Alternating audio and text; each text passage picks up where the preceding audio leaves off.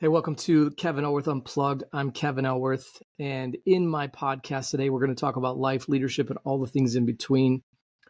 I want to talk to you about something that's really kind of near and dear to my heart. It's something that I have kind of honed in on and unpacked over my years of leadership, team building dynamics, and of all the different things. And this is a powerful tool I'm going to kind of unleash on you today. It's probably one of the most effective and powerful tools in a leader's arsenal. It's one that probably is utilized, probably not utilized to the best, its best potential.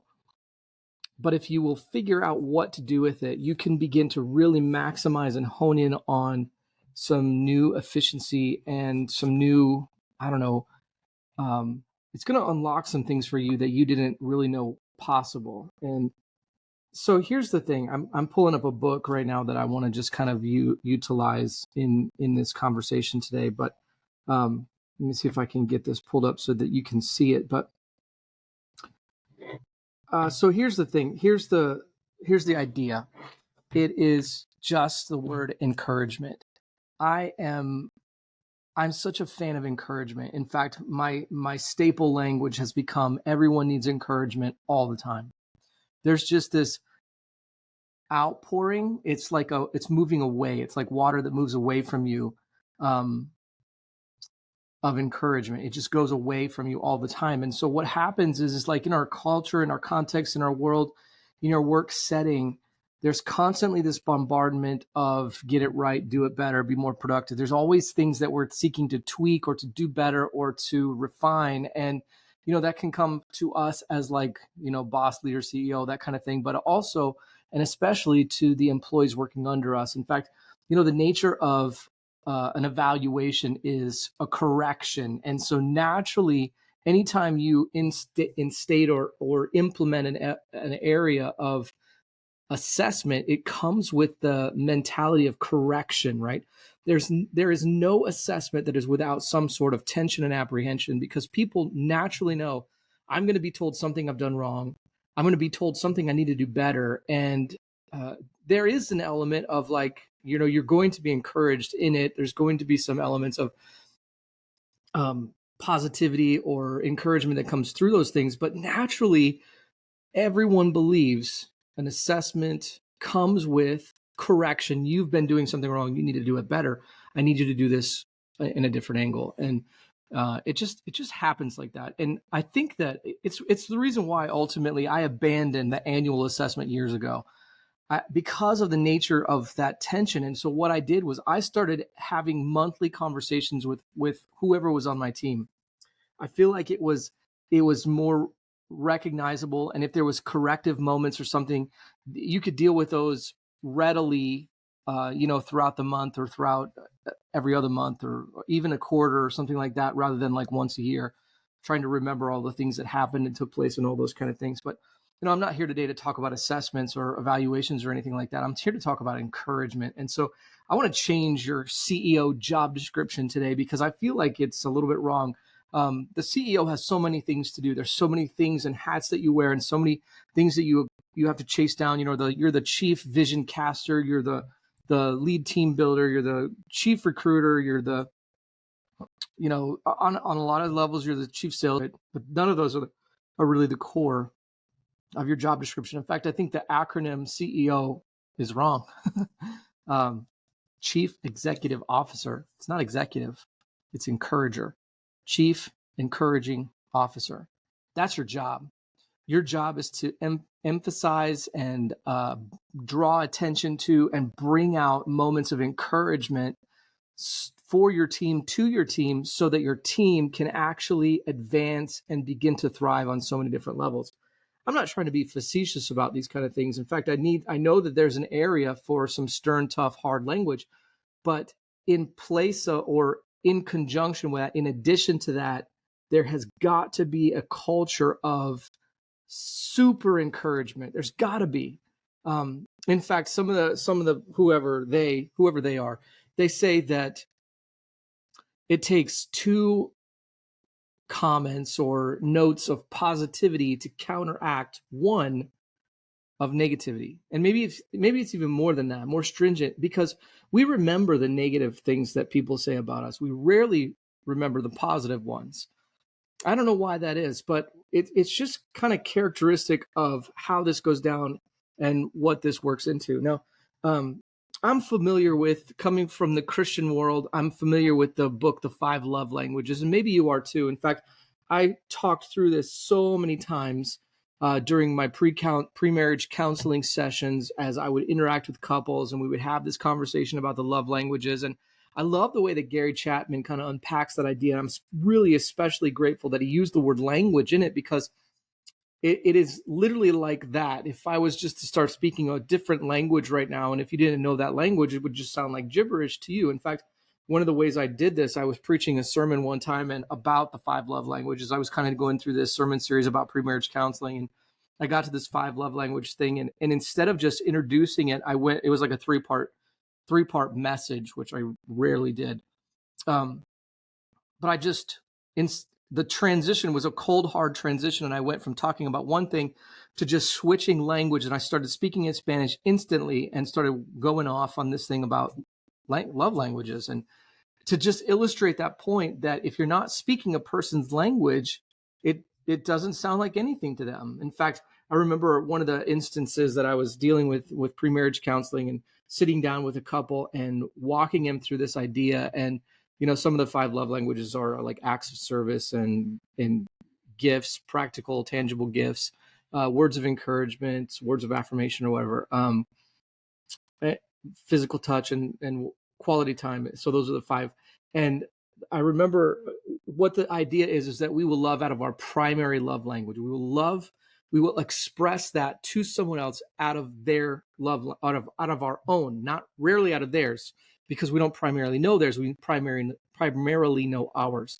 And so we will love out of that. And so I was meeting with this engaged couple, and his was very much an acts of service. So he was doing that for her. He was washing laundry, and he was doing dishes, and he was cleaning the house, and all these things. And she was very much a quality time person.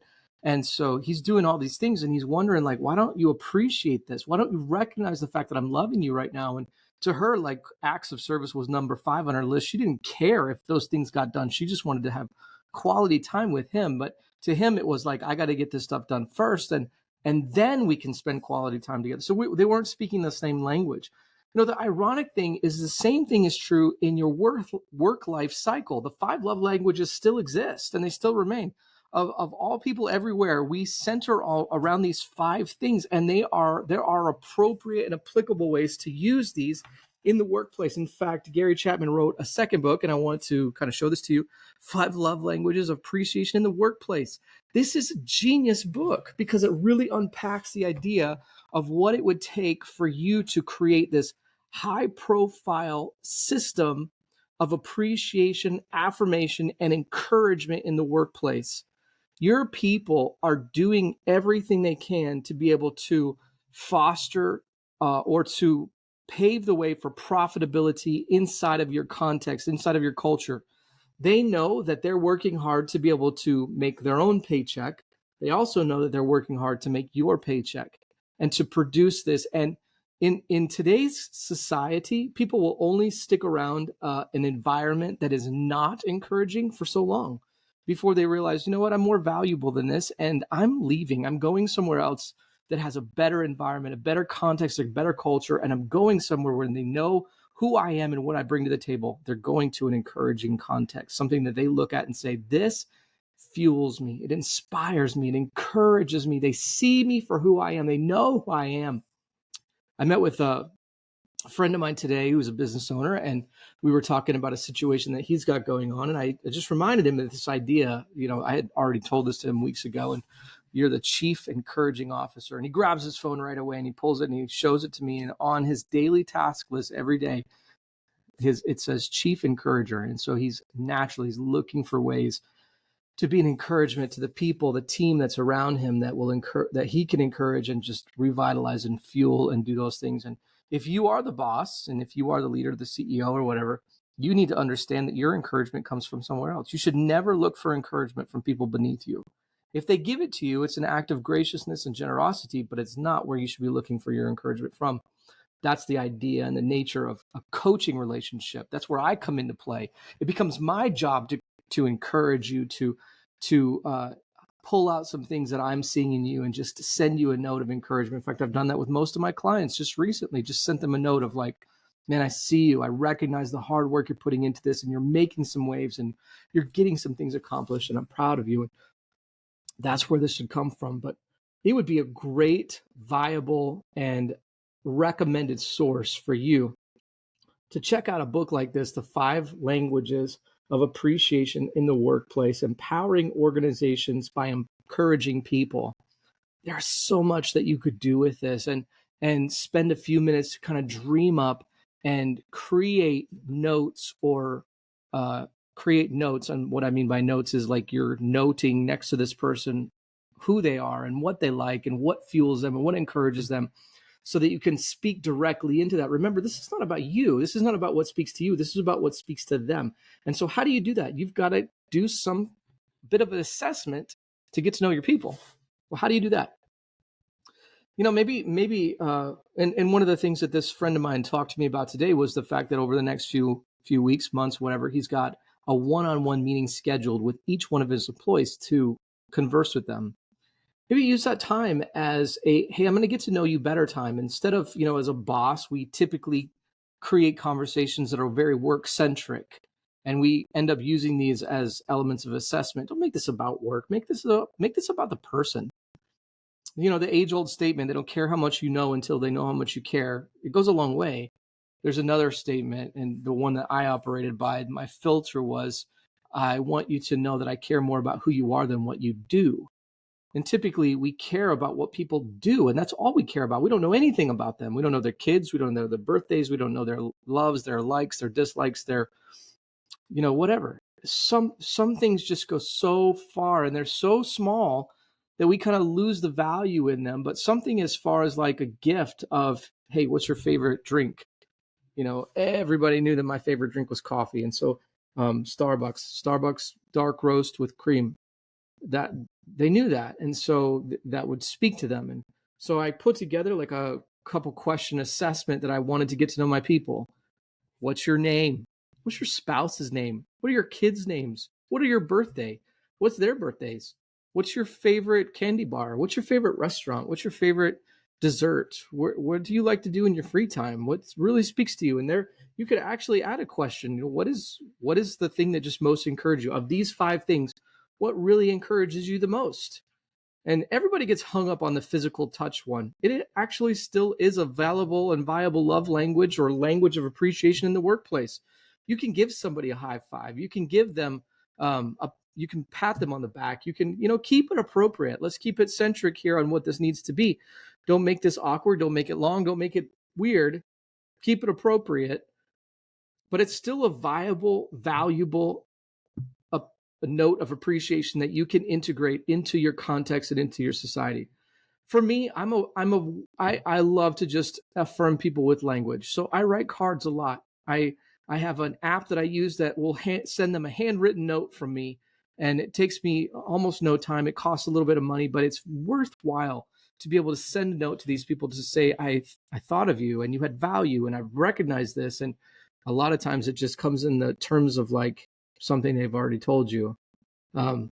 Those things send notes so far that you wouldn't even begin to believe how much fuel it can pour into someone when you just recognize them, when you notice them, when you express value to them. So your role today is Chief Encouragement Officer. Spend some time dreaming up and brainstorming and quantifying what that might mean and how you can integrate your own flavor or your own flair with your people to be able to speak value into them, and watch as they just kind of rise up and they see, oh man, they express some value into me. I'm worth something to them. I'm worth more than a paycheck. You're not buying these people's time. No, you are partnering with their talent and with their opportunity and with their insight and with their ability. And you may have them for a while, and you may not have them for very long at all. They can come and go as they please. Remember, but it becomes an opportunity to just express gratitude and encouragement for these people as long as you need and as long as they're there and as far as they can go. But remember, don't misinterpret this. This is not an element of weakness. So many people feel like that if we integrate something that's soft or kind like this, that people will try to get away with things. No, they won't. You instate an element of encouragement to people and match that with your high performance element of productivity and efficiency, and you will see people climb a ladder so fast that you don't even know what to do, because they're just almost clamoring over themselves to prove how valuable they are to you and to the company. And that only comes when you become an encourager. So I just wanted to encourage you with this today. This is a viable and a very vital part of your work context, whether you see it, recognize it, know it or not. But I want to know this, talk back to me here. What are some elements and notes of encouragement that you have kind of woven through your context, and how did it work? What do your people love? What do they respond to? What do they really just cling to and say, man, I feel so valuable when my boss, when the CEO, when the owner, when the person does this thing? What is that? What is it? What speaks to them? Thanks so much for being a part of me today, part of this conversation. I love it. I love what I get to do with you guys. Don't ever forget that I'm here to help. Never hesitate to let me know what I can do to help you, where you're at and what you're facing, what you're going through. I hope you have a great day. We'll talk soon.